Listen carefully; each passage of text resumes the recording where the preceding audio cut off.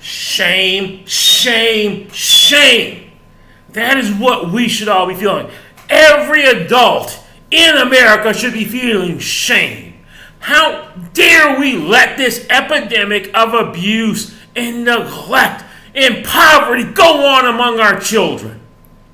It is horrifying the number of children that are being abused in this country. It is horrifying the number of children that are being neglected in this country. It is disgusting how many children we are allowing to live in abject poverty, how many we are letting to live on the streets, under bridges. This is the richest country in the history of the world. And what are we doing to help our children? What are we doing? It is time for a call to action. We have to step up and step out. Quit worrying about our perfect little lives and worry about those that don't have that. How can I say that? Because I'm one of them. I was one of those children. I grew up being abused and neglected. I grew up in severe poverty. I have severe mental illnesses because of my childhood. And how many adults stepped forward and said, hey, that has to stop. Let's get him some help. Let's get his 6 brothers and sisters some help. None.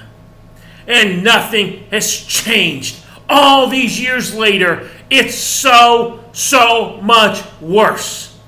And the blame does not lie on the government. So many use the excuse, well, that's the government's job. Let DCS do it. If a child's being hurt, DCS will step in and take care of it. Or Child Protection Services, or whatever it's called in your state. The welfare will step in and take care of it. They do not, and it's not their job. It's our job. We're the adults. We should be stepping forward to say no more. We should be looking and watching and recognizing when there's something wrong with a child. And then doing something about it. Instead, we wait till they get to be teenagers. And they're hurting, and they're angry, and they're striking out. Or they are trying to kill themselves. They are cutting themselves. They are getting into drugs or alcohol or uncontrolled, unstoppable sex with everybody they meet.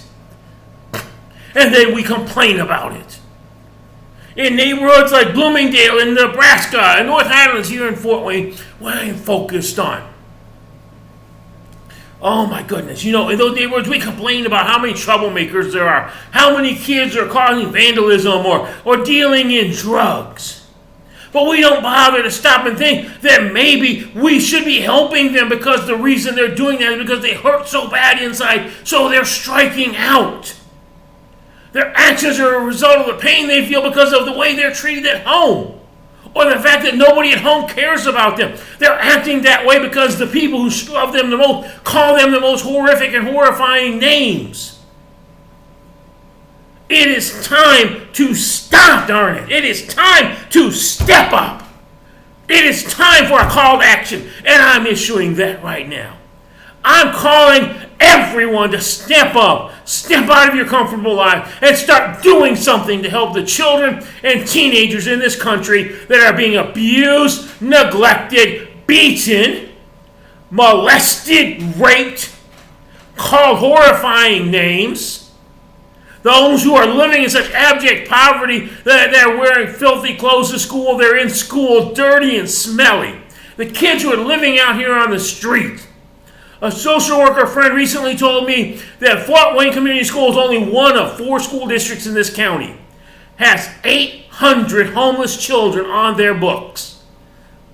How, in a city as rich as Fort Wayne, can we possibly have 800 homeless children? Where are we? Where are those who should be helping? Who should be making a difference in their lives? You're sitting at home, living your comfortable lives. You're going to your jobs. You're going to your churches. You're going to your children's activities, completely ignoring what's going on around you. And no, every abused child is not in a poor home. But there are a whole lot of very poor children who were also being abused. Because part of the reason their family is so poor is, number one, the parents are continuing the cycle. The parents were abused by their parents or someone else, and now the parents are abusing them. But also because the parents have been into drugs and alcohol for years. Or there's only a single parent there. A mother who, because of her pain and other things that were happening to her, she got pregnant over and over and over again. It is time to break that cycle. It is time to stand up and do something. It's time to quit saying DCS will do it. It is time to quit saying the foster care system is taking care of it. Let me tell you something from kids I know who were in the official foster care parent system. I had kind of an unofficial foster family situation when I was in high school. A family took me in, they showed me love, and they showed me care. But let me tell you something about the official one. Being placed in there quite often causes more emotional harm to those children than they were in when it started. That's not necessarily because of the foster parent. There are some wonderful foster parents out there, and God bless them for what they're doing. I know a pastor who takes in foster children, and he has adopted 3 of them and hopes to adopt 2 more of them. Those children have been given a wonderful life with a wonderful new family. But it's still emotionally hard for the ones that were old enough to understand that what had happened to them and they were being taken out of that situation. And it's going to take them years, if ever, before they get over that. But there are also many foster parents who are bad. They're only in this for the money. There are foster care agencies that are allegedly nonprofit, but they're really in it for how much money they can rake in from the state and from donors. They talk a good game, but they're not giving quality services. They're not making a difference in the lives of these children. There are other agencies that do a wonderful job, and they are really impacting the lives of these children. But you know what? It's not about that.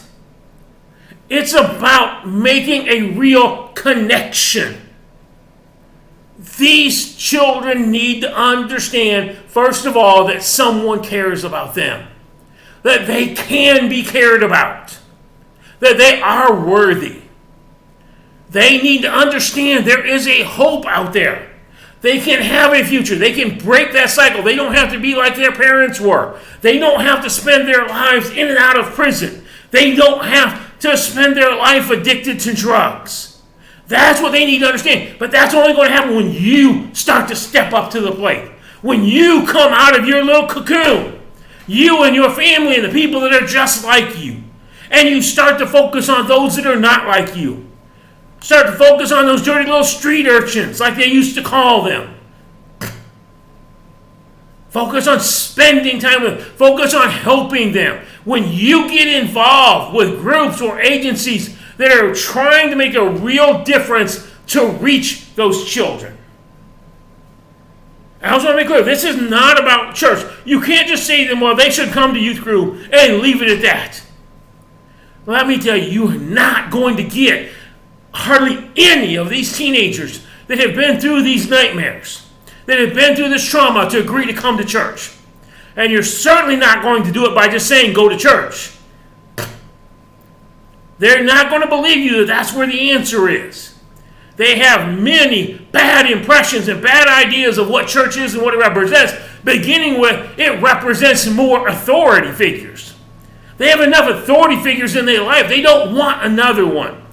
They want someone that cares about them. Now, down the road, yeah, you may get them to come after you build a connection with them, after you've built trust with them. Then they may come to church. Then you may get them to do that. The same with therapy. Do I wish more and more of these children would get professional help? Yes. But for it to work, somebody has to get with them, build a connection and a trust with them, and help them see that there's a reason to get therapy, and get them to the point they want therapy. You can't just say, oh, well, if they're having that problem, they should just go get therapy. No, it doesn't work that way. I was first abused at 10 years old. It took me 40 years before I was ready to ask for help, to get help because I wanted it. Okay? It's not going to work that way. It also doesn't work by simply throwing money at the problem. You can't just give money to a church or give money to one of these foster care agencies or give money to another group that helps people. That's wonderful. And many of these groups need your donations. They need your financial support. But they need you more. They need you involved in reaching children. They need you involved in talking to these young people as if they're people. Because far too often they're not talked to like they're people. They're talked down to or they're talked mean to. Because again, by the time they're teenagers, they're trouble. They're causing trouble. They're looking like trouble. They're sounding like trouble. They're violent. They're angry. They're getting into drugs. They're getting into everything we don't want them involved in other crimes. But why? Stop and think about why so many of them do. Number one reason is because they don't know any better. They've never been told any better by their parents. They're probably doing the exact same thing their parents did. Why did I have my first beer at 10? Because my stepfather was drinking 12 beers a day before he went to the bar. Many of these kids are doing what they're doing because that's what their parents do. They're heading for a life in and out of prison for the rest of their life because that's what their parents do. That's what their siblings are doing. That's what their uncles and aunts are doing. But the number two reason I would say that so many of these are doing these things that turn us off and that we say they're wrong and we want someone to do something about it is because they're hurting inside. They feel worthless inside. They don't care about themselves. They believe no one else cares about them. And therefore, why would they care about anybody else? Why would they care about themselves? So they start looking the part of a punk. They start acting the part of a punk. They get violent. They start using weapons. They start stealing. They start doing drugs. Whereas if we would simply ignore their behavior for a moment and get to know them as a person and let them get to know us as a person, we could make a difference. And so there are groups, there are agencies, there are programs out there that can do that. I encourage you, wherever you are, to do that. Get involved. If nothing else, simply start getting out, spending time in some of these neighborhoods that are less fortunate than yours. And meet some people, get to know them, or find groups or organizations. Here in Fort Wayne, one really good one, and I'm going to talk about this more in a few minutes, but it's called Lexi's Voice. They work with children that were victims of domestic violence. That's the kind of organization that is making a difference in these kids' lives because they're not just warehousing, they're not just shuttling them from foster home to supervised visit and back to the foster home again. They're in their lives, they are talking to these kids, they're being with these kids, and they are making a connection. There are organizations, there are groups, there are programs like that all across the country. But I want you to know, they're not going to be the biggest, the splashiest ones. They're not going to be the ones drawing in the most donations. Those aren't the ones that have the most effect. The ones that are smaller, more concentrated, the ones that really spend time with children and young people, with teens, those are the ones that are going to have the most effect. And those are the ones I would encourage you to get involved in. I want to start by talking broadly. Wherever you are in the United States, this call to action is for you. To do something. Now, if you have never experienced abuse, you've never experienced poverty, your children have never known abuse or neglect, your children have never known poverty, you have a responsibility to go out there and help these young people. Your children, when they are teenagers, have a responsibility to help these children. Get out there, get involved. You can make a difference because you can show them there's a different life than the life they know. And I would suggest that you begin by, if you have teenage children and everything's been great in their life, you've had a great family, even if there's been, divorces of one parent, if you've had a great family, your children have had a good childhood, Encourage them to get to know the children at school that haven't, the children that are coming in the dirty, holy clothes, the children that are ostracized and alone and rejected and bullied. Encourage your children to become friends with them. And when those children come into your home, you get to know them. You talk to them as if they are a person. Treat them as an honored guest in your home. That makes more of a difference than anything. How did I make a connection with that family that cared about me, that took me in? It began the first time I was in their home when Mom Linda invited me into her kitchen, the most important place in her house, sat me down at the table, and treated me like I was an honored guest in her home. I was dirty, I was smelly, I was foul-mouthed. My family was the last thing she should want around her children, and she treated me like an honored guest in her home, even though she'd never met me before.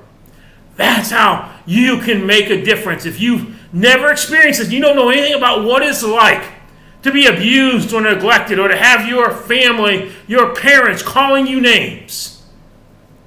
You don't know what it's like to have your father take a board and beat the crap out of you until you're nearly dead. Then this is a way you can, in your own home, you can start to make a difference in lives. Because this happens one life at a time. And that's why I said, the bigger the agency, the less likely they're making a real impact. Because it has to happen one life at a time. And the smaller an agency is, the more likely the people there are going to be able to connect one child at a time. So do that. Now, I want to talk to those of you who are like me. You went through abuse as a child. My hope is that you've won the victory over it like I did. I beat the people that tried to destroy my life. They didn't do it. I went on to earn 2 college degrees to raise a family. I beat them. And I hope you did too. And yes, I eventually got therapy. I should have got therapy 30 years earlier than what I did, but I eventually got help. So if you're a victor over abuse, I don't want to say survivor because we didn't just survive it, we beat it. And then I want to encourage you. I'm not going to say you have a responsibility because you've been through enough. But you have the opportunity, let's use that word, opportunity. You have the opportunity to really make a difference in the lives of young people that are going through what you went through. You have that chance. Are you going to take it? Because see, here's the thing. Yeah, I said we can't leave it to DCS. We can't leave it to the foster care system. We can't leave this to churches. Excuse me. Because the only one that they're really going to pay attention to is someone they know is just like them. Why am I doing what I'm doing? Because they're just like me. And I love them for being who they are. And I want them to know I see them because I see myself in them. I see a hurting, abused child who wonders why their parents don't love them. So those of you who are like me, who are like them, please step up. Get involved with organizations where you can meet these children, these teenagers, and show them there's a better way. That there is hope, that there is a life on the other end. That's your call to action. Pay it forward. If someone stepped in and helped you, if that's how you won the victory over abuse, it's because someone stepped in and helped you, whether it was DCS in a foster system or somebody, a friend, or even somebody that helped you later in life. Pay it forward by helping another child. What is happening in this country is a national disgrace. And it gets worse every year. We have got to break the cycle. We have to step forward. We have to. And that's for everybody, no matter where you are in this country right now. If you're hearing this message, I'm challenging you to do something. Help one child. Just help one, and you'll start to turn things around. Because if you help one teenager who's going through this, who knows how much pain and suffering for them and for others, you might stop what you might stop for their children. But also, who knows what that teenager could accomplish if you help them see they are worthy, you help them see they are a good person. You help them see that people care and they can be loved. There's no telling what they can go on to do. They can go on to get a college education that might lead to curing cancer. You don't know the limits if you'd step forward and help. I want you to think about that now. All right, so let's bring this in. Let's look at Fort Wayne. All right, because my goal, my focus right now is Fort Wayne. And I've got an outreach I'm building here. And I would love to see similar outreaches all across the country. I'm going to talk about Fort Wayne in a minute, but let me back. Okay, what am I doing? I'm doing an outreach to teenagers. I'm going to explain more fully in just a minute. And I've got a long-term goal for what that's going to be. I would love to see this in every city in America. That someone, a victor over abuse, would step forward and say, I'm going to do something similar. I'm going to bring in others to partner with me, to come alongside me. Okay? And we're going to do something similar. You'll have to do the exact same thing I'm doing. We're going to do something similar to reach the abused teenagers, the neglected teenagers, the homeless teenagers in our community. I want to see that. So let me tell you what I'm doing here in Fort Wayne, and then we'll go on. I want to share a few more points here. My goal is to go to where they are at and reach them where they are, how they are. This is another reason I object to saying make them go to church. Or tell them to go to youth group. Because some churches expect them to change who they are before they come. But not all, but all of these teenagers think they're going to be made to change if they come to a church. Even when that's not true, that's what's in their head, and you have to go based on their perception, because to them, their perception is reality.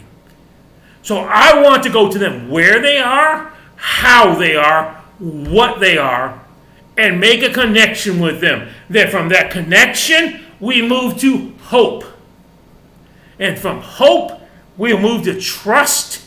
And from trust, we can move to making a true difference in their lives. It's not going to be easy. We'll fail with most of them. My goal is to reach 10% of all those that we touch, because this is such a hard thing to do. If you're watching, you're thinking, okay, well, I need to do something like that. Let me hear what he's talking about. Understand, you cannot reach all of them. Some of them are too far gone. They've been too beaten. They've been too hurt, that they're not going to accept what you're saying. They've been threatened too many times, which is why also, and I left this out earlier, saying, well, they should go tell an adult. They should tell a teacher or their mother or a guidance counselor. Almost none of them will do that, because they are either too scared, they've been threatened, they've been beaten too bad to risk doing that, or they believe no one will believe them, no one will do anything about it. Okay? And so we don't want that. We want to move from a connection to hope, to trust, to being able to truly help them see what their future is. That's the goal of this outreach. And we begin it by going where they are. I go out into these neighborhoods, Bloomingdale, Nebraska, and North Highlands every day. I'm simply walking right now. I'm a man of faith, and this outreach is faith-inspired. It's not about churches. It's not about faith. But it's faith-inspired. I am doing it because faith is part of what saved me from what I was and helped me win the victory. So I go out there and I pray, and I let people see that I'm walking the neighborhoods. I'm walking the parks. We're also doing this work online. And then we're going to gradually go from there. As other people come alongside, we make collaborations. And I want collaborations. I want collaborations with the neighborhood associations. I want collaborations with the city. I want collaborations with businesses and churches and other agencies.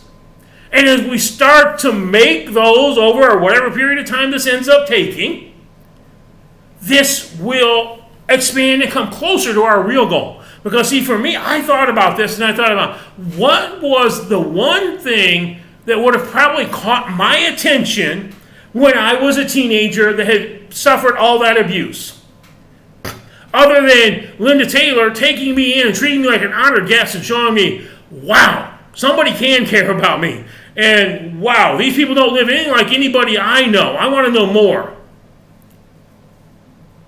Okay, what would have come in? If we had a place that was ours, and that we felt safe. We could come and go whenever we wanted, and we could do the things that we like to do without anybody watching over us, telling us what to do. So no registrations, no parent permissions, no rule, very little rules. Nobody saying, well, you can't do this or you can't do that, or, looking over our shoulders every 2 seconds.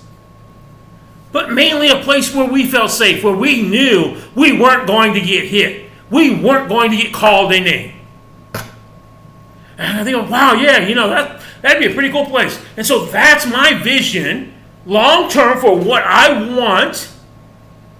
I would like to see here in the Bloomingdale neighborhood of Fort Wayne, I would like to see what I'm calling a teen outreach center. Other places call them teen centers or community centers. And yes, I know there's an organization in Fort Wayne that has what they call a teen center. And I'll tell you right now, none of these kids we're focused on will go there. For all the reasons I just listed. They view it as the opposite of what I just said.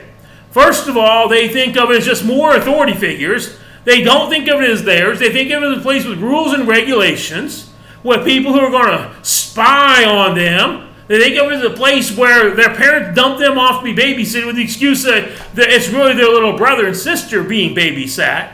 So we need a different kind of teen center in the north of Fort Wayne, north of downtown Fort Wayne, that they want to come to. And that's our goal. As we build these collaborations, as we make connections, I would love to see a place like that, a place that they feel like is theirs. We have very few rules, basically just enough to ensure safety. We don't ask them to sign in and out when they come. We don't ask them to register or get parent permission. It's theirs. We'll have adults there volunteering and working on staff, overseeing these, keeping an eye on things, but again, primarily only to ensure safety, to ensure that there's no violence, no drugs, no alcohol, nobody's getting bullied or called names. Whatever activities are going on, everybody has an equal chance to participate and to use whatever activity equipment we have. And it's at absolutely no cost to them or their parents. That's my dream. And I think those would be great if we had more like that all across the country. I've ran into a few in my travels across this country. I've ran into a few, and I love them. But see, the main thing is someplace where we can connect with them. Because what they won't realize is that those adults aren't just there to supervise or to watch them. We're there to talk to them as people, to see them as people, and then build that first step, which is connection. And then before they know it, we'll have reached hope and then trust, and then we can start talking about showing them they can have a future. And for me, this message isn't really about what I foresee the teen center being, but I do want to point out one thing. The most important part of that is going to be that we have computers available with internet access, because so many of these children living in these poor areas don't have it. The last year with the schools shut down has been a nightmare. But they need computers so that they can get online to learn, do their homework, so that they can learn about resumes, so they can learn about college and how do you apply for college, how do you apply for financial aid. I want all of that. But I'm not calling you for that. Now, yes, I would love it. If you're in Fort Wayne, I would love it if you want to come alongside and be a part of designing this, the planning, because we're in the designing and planning stage right now. I'm thinking about, well, how can I reach these children and reach that first stage of connection? So if you're in Fort Wayne, Indiana, you're watching this, I would love to talk to you about coming alongside this stage, the designing stage. And how can we begin to figure out how do we reach them? Now, I want to be very clear about something. This is not about money. We are not, the Remnant Outreach, we are not soliciting donations, and we are not accepting donations. Somewhere down the road, when we have an executive director, that may be their choice, that they want to conduct a fundraising campaign, or they may choose to do grants. I don't know. But we're not about money. I would like people to come and work, come along and help. Help me walk through these neighborhoods. Help me talk to people in the parks. That's what I'd like to have you do. That's your call to action if you live in Fort Wayne, and this is something you feel that you should be responding to, come walk through the neighborhoods with me. Come walk through the parks. Talk to me about how I can design this. Talk to me about how I can make these collaborations real with these different places. Now, another good group, and I mentioned this earlier, that I would highly recommend that you look them up and contact them and talk to them about, is there some way you can help them make lives better for these children? And this is Lexi's voice. It is designed, I won't go into all the details because you can look it up for yourself. That's the best way to find out. But it is designed to help children who have been the victims of domestic violence. It's a wonderful, wonderful organization. I know the mother of the founder that it's named after, and they're both wonderful. Katrina is wonderful, and from what I'm seeing online, I can tell her daughter Lexi is too. Contact them, look them up, see if you can volunteer, see if they need donations. They might. Now, that organization has been up for a long time. They're already providing services. I don't know because I've not asked her. They may need cash donations. They may need donations of clothes or shoes or something else. But remember, just giving money is not enough. I'm calling you to action, to doing something, to ending the epidemic of abuse and neglect of children in this country. Step up to the plate before it is too late. I thank you for that. And if you want to know more about the Remnant Outreach, contact me. You can send me an email at info@remnantfw.com. You can check out our website, theremnantfw.com. Hold on, excuse me. Let me get my business card. Okay, let me read it off here. I'm getting old. Okay, it's remnantfw.com is our website. On Facebook, look for the Remnant Outreach, and we have both a group and a page that you can join and discuss. How do we help teenagers? How do we help them when they get to that teenage point of their life and they've already been through years of abuse? Because that's my focus, is helping them turn their lives around after they've already suffered through it for most of their lives. Now, others need to focus on the younger ones and stopping it while it's happening, although many teenagers are still experiencing it. Just because a girl becomes a teenager does not protect her from her father molesting or raping her. In some cases, that's when it begins, unfortunately. But my focus is on those teenagers, reaching them, stopping the ones that are currently being abused, stopping it, helping the other ones, helping them get to the point they want to ask for therapy, or they want to go to church, and by getting involved in a youth group, begin to move forward with their life. We are not, as I said, we're not a church organization, we're not a church, we're not faith-based, which is the common term these days. At best, I would say we are faith-inspired. This is a secular, non-denominational, non-sectarian outreach to everyone at the Remnant. Okay, on Twitter, look for @RemnantFort. And on YouTube, we have a YouTube channel with this video and many others called Remnant Outreach. Please subscribe and follow us. We're talking directly to teens, and we're also talking to the adults out there who can make a difference in their lives. I want to thank you for listening. I'm James Carter. I'm here for India. I'm a victor over abuse, and I have a heart to see this epidemic of abuse and neglect stopped. I have a heart to see that no child in the richest country in the history of the world ever lives in abject poverty because their parents are spending all the money on drugs, or because their parents are too lazy to go out and get a job. That's not every child that's in poverty. Unfortunately, it's way too large of a percentage of those that are living in poverty. That's the reason why. And I have a heart for them. So I'm calling you to action now. And I hope that you step up and take it. Thank you and good night.